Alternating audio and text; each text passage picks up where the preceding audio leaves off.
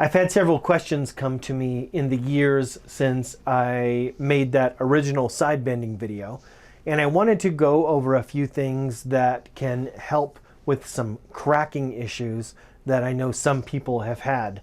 Sometimes there's not much you can do about it, especially in some temperamental woods like mahogany, which can be inconsistent along the grain, and some curlier woods that if you're not careful or take extra precautions, you can certainly come up with some cracks and spots that want to flatten out and almost become faceted along the sides instead of bending smoothly. So what I have here is a really good example of something that wants to be temperamental. It is curly catalox or cataloche, and you can see here there is a lot of figure going along it.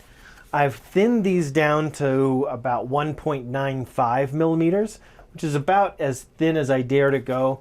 You can scrape it a little thinner in the waist and at the upper bout, which can also help. But even as I've been flexing these, I can hear tiny cracks, which this particular one is quite old. It's been in my shop for about 16 years, and the ends weren't really sealed. So it may have some issues, but we'll find out if we can correct for that. In Luthiery, there are so many different ways to go about something, especially as things evolve. My process has evolved, your process is going to evolve. As I've gone semester after semester with so many students rotating through my class, it forces me to look at all my processes. Some of that's going to change along the way. I'm going to do my best to either update or amend the videos that I've done. That's kind of what this is. I wanted to make sure that you had the best information available to you to avoid some of the pitfalls of bending sides. A couple of ways that we have at our disposal to avoid those cracks and bending issues is number one, we can soak them. I'm not a big proponent of soaking. I have found that soaking the woods, especially more figured woods or kind of wild grain, can ripple a lot more when we expose them to heat and we quickly dry them out after soaking them. I know some people have a lot of luck with it. I just never have, so that's not the way I do it, and that's not the way I teach. The other way is to steam them, and we can take them, we put them in a steam box for several hours, and when they come out, they're like a floppy noodle, and some people have a lot of luck with that. I just have never built a steam box and I've not used one, so I can't speak firsthand as whether or not that works or not. I know, like I said, some people have a lot of luck with it, so that's certainly one thing you can do. Option 3 is to use a product like Super Soft. Super Soft is a veneer softener, and that is the industry that it was developed in.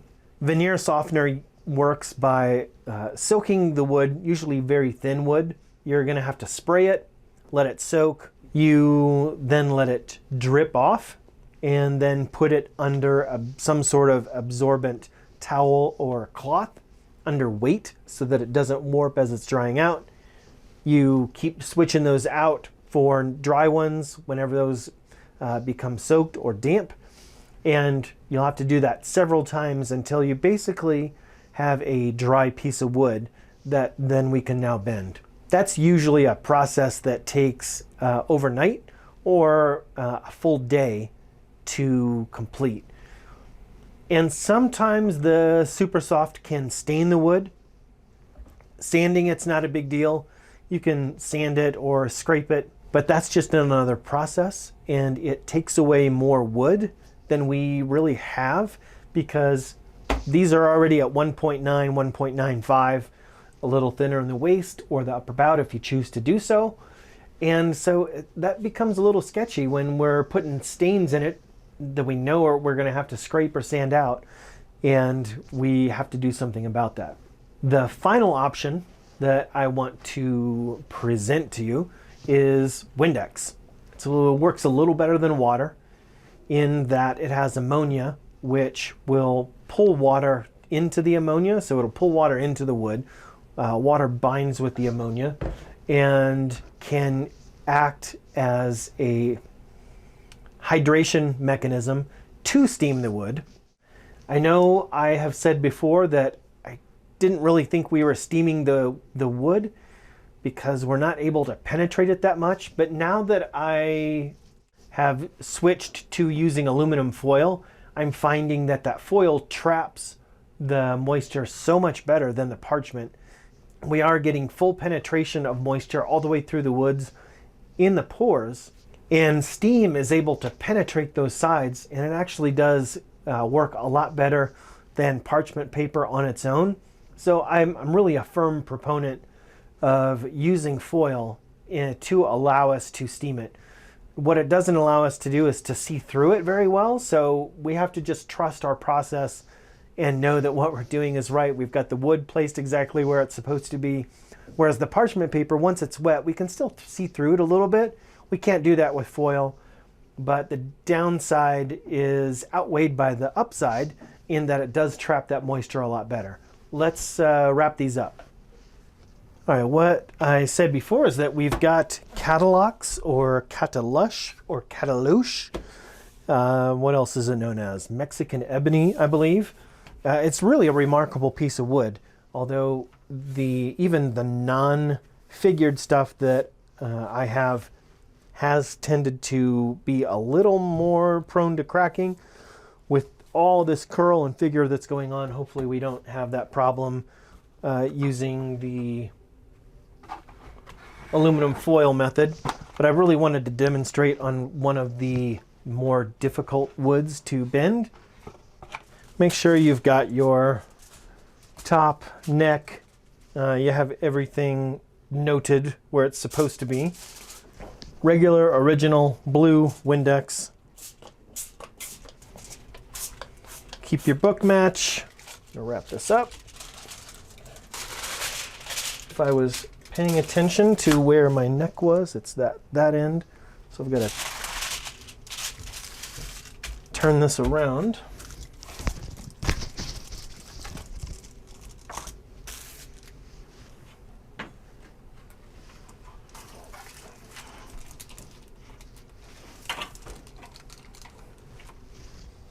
Now we've made our sandwich. I'm putting some extra clips along the way to secure these together, just to make sure that that top and bottom sheets of metal are making good contact as well. Main power on, and already you can see it starting to relax on its own, and it's only at 150 degrees.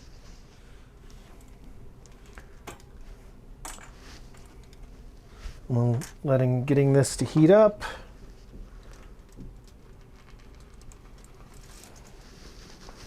We are at 2 1/4.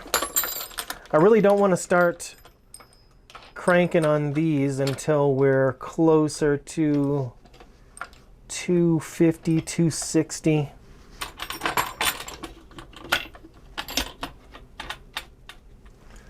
All right, now I'm at 250.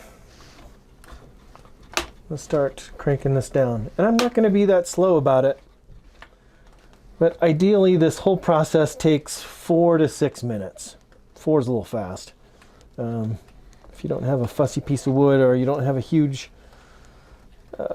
tight bend like maybe a dreadnought, maybe 4 minutes is okay. I'm probably looking at closer to 5 for this OM.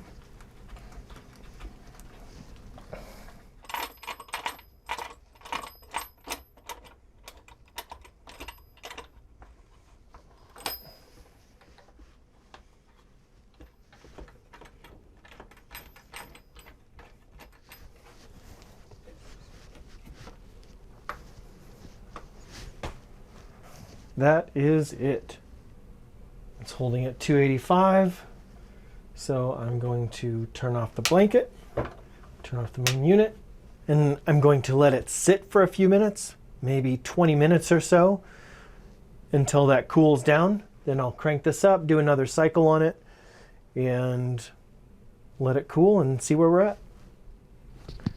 We're down at 130 degrees, so I am going to turn this blanket back on. Take it back up to 285. Okay, we are back at 285 degrees. I'm going to let this sit here for just a few minutes and then cycle it off.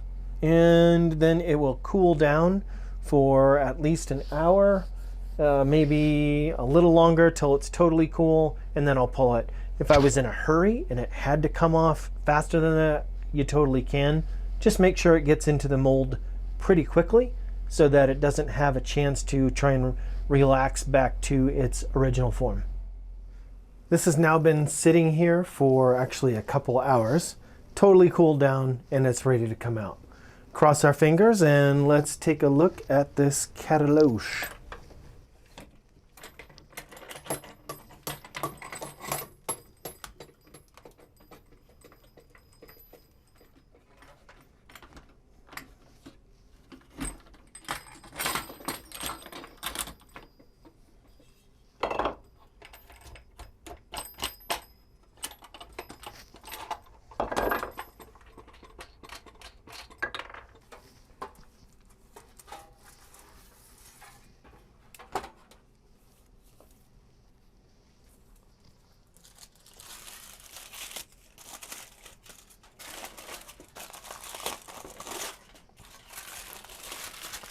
Looks good.